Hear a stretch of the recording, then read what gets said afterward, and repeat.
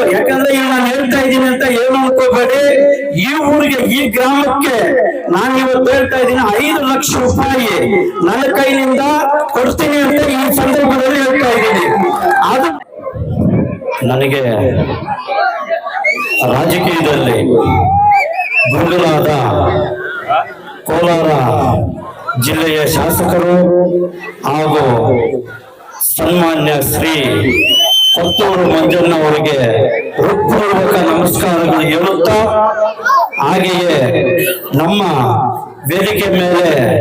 ಆಸೀನರಾಗಿರುವ ನಮ್ಮ ರಾಜೇಂದ್ರ ಗೌಡರವರಿಗೆ, ಹಾಗೆ ನಮ್ಮ ಮಾರಪ್ಪಣ್ಣ ಅವರಿಗೆ, ಶಿವಣ್ಣ ಅವರಿಗೆ, ರಾಮಚಂದ್ರಪ್ಪ ಅವರಿಗೆ, ಮತ್ತೆ ಬಂದ್ಬಿಟ್ಟು ನಮ್ಮ ರಮೇಶಣ್ಣ ಅವರಿಗೆ ಜಾಸ್ತಿ ಮುಖಂಡರು, ಯಾಕಂದ್ರೆ ನಮ್ಮ ಕಾಂಗ್ರೆಸ್ ಕಡೆಯಿಂದ ಜಾಸ್ತಿ ಎಲ್ಲರಿದ್ದಾರೆ, ಎಲ್ಲರಿಗೂ ಒಂದು ಸುತ್ತ, ಹಾಗೆ ಈ ವೇದಿಕೆ ಮೇಲೆ ಮುಂಭಾಗದಲ್ಲಿರುವಂತ ಮುಖ್ಯವಾಗಿ ಯುವಕರಿಗೆ ಮತ್ತೆ ನಮ್ಮ ಹಿರಿಯರಿಗೆ, ಗಣ್ಯರಿಗೆ, ಅಕ್ಕ ತಂಗಿಯರಿಗೆ, ನಮಗೆ ಎಲ್ಲರಿಗೂ ಹೃದಯ ಪೂರ್ವಕ ನಮಸ್ಕಾರಗಳು ಹೇಳುತ್ತಾ, ಇವತ್ತು ಯಾಕಂದ್ರೆ ಈ ಜಾತ್ರೆ ಅನ್ನೋದು ನಿಜವಾಗ್ಲೂ ಹೇಳ್ಬೇಕು ಅಂದ್ರೆ ನಿಮ್ಮ ಊರಲ್ಲಿ ಜಾಸ್ತಿ ಅದ್ಭುತವಾಗಿ ನಡೀತಾ ಇದೆ, ಇದೇ ತರ ನಡೀಬೇಕು ಅಂತ ಹೇಳುತ್ತಾ, ಯಾಕಂದ್ರೆ ಒಂದು ಊರಲ್ಲಿ ಕೆಲವು ಊರುಗಳಲ್ಲಿ ಈ ಯಾವ್ಯಾವ ಚಿಕ್ಕದು ಈ ಭಿನ್ನಾಭಿಪ್ರಾಯಗಳಿರುತ್ತೆ, ಅದು ಯಾವುದು ಇಟ್ಕೊಂದಿರ ನಮಗೆ ಇವಾಗ ಸುಸ್ವಾಗತ ಮಾಡಿದಕ್ಕೆ, ಅದ್ದೂರಿಯಾಗಿ ಸುಸ್ವಾಗತ ಮಾಡಿದಕ್ಕೆ ಎಲ್ಲರಿಗೂ ಧನ್ಯವಾದಗಳು ಹೇಳುತ್ತಾ, ದಯವಿಟ್ಟು ಇದೊಂದು ನಾನು ಹೇಳ್ತೀನಿ ಯುವಕರಿಗೆ, ದಯವಿಟ್ಟು ಯುವಕರು ಎಲ್ಲರೂ ಚೆನ್ನಾಗಿ ವಿದ್ಯಾಭ್ಯಾಸ ಮಾಡಿ, ಯಾಕಂದ್ರೆ ವಿದ್ಯಾಭ್ಯಾಸ ಅನ್ನೋದು ಇದ್ರೆ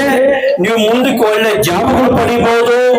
ಡಾಕ್ಟರ್ ಆಗ್ಬೋದು, ಇಂಜಿನಿಯರ್ ಆಗ್ಬೋದು, ಸಾಫ್ಟ್ವೇರ್ ಆಗ್ಬೋದು, ಅಬ್ರಾಡ್ ಹೋಗ್ಬೋದು, ಬಿಸ್ನೆಸ್ ಮಾಡ್ಬೋದು, ಎಲ್ಲ ಮಾಡ್ಬೋದು. ದಯವಿಟ್ಟು ನಿಮ್ಮ ತಂದೆ ತಾಯಿ ಮಾತು ಕೇಳಿ ಮಕ್ಕಳು ನೀಟಾಗಿ ವಿದ್ಯಾಭ್ಯಾಸ ಮಾಡಿ. ಮತ್ತೆ ಇವತ್ತು ಯಾಕಂದ್ರೆ ಈ ಕೋಡಲ್ಲಿಗೆ ನಾನು ಬಂದಿದ್ದೀನಿ, ಲಾಸ್ಟ್ ಇಯರ್ ನನ್ನ ಕರೆದಿದ್ರು, ಬರೋಕಾಗಿಲ್ಲ. ನಿಮ್ಗೆ ಎಲ್ಲರಿಗೂ, ಯಾಕಂದ್ರೆ ಈಗ ನಾನು ಹೇಳ್ತಾ ಇದ್ದೀನಿ ಅಂತ ಏನು ಅನ್ಕೋಬೇಡಿ, ಈ ಊರಿಗೆ ಈ ಗ್ರಾಮಕ್ಕೆ ನಾನು ಇವತ್ತು ಹೇಳ್ತಾ ಇದ್ದೀನಿ 5 ಲಕ್ಷ ರೂಪಾಯಿ ನನ್ನ ಕೈನಿಂದ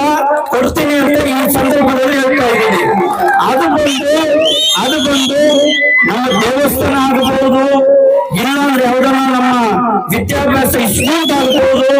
ಏನೇ ಒಂದು ಈ ಗ್ರಾಮದಲ್ಲಿ ಇರುವಂತ ಹಿರಿಯರು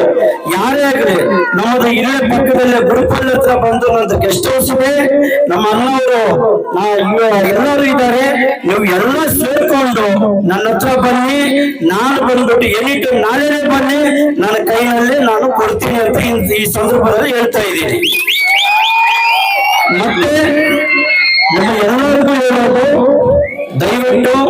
ಇದೇ ತರ ಬರೋ ವರ್ಷನೂ ಅದ್ದೂರಿಯಾಗಿ ನಡಿಬೇಕು ಅಂತ ದೇವರಲ್ಲಿ ಪ್ರಾರ್ಥನೆ ಮಾಡುತ್ತಾ, ಹಾಗೆಯೇ ನಿಮ್ಮ ಎಲ್ಲರಿಗೂ ದೇವರು ಒಳ್ಳೇದು ಮಾಡಬೇಕು ಅಂತ ಹೇಳುತ್ತಾ, ಈ 4 ಮಾತುಗಳು ಹೇಳೋದಕ್ಕೆ ಅವಕಾಶ ಕೊಟ್ಟಿರುವಂತ ಎಲ್ಲ ಗಣ್ಯರಿಗೂ, ಈ ಭಾಗದಲ್ಲಿರುವಂತ ಹಿರಿಯರಿಗೂ ಎಲ್ಲರಿಗೂ ವಹಿಸುತ್ತಾ ನನ್ನ ಮಾತುಗಳು ಮುಗಿಸ್ತಾ ಇದ್ದೀನಿ. ಜೈ ಕರ್ನಾಟಕ.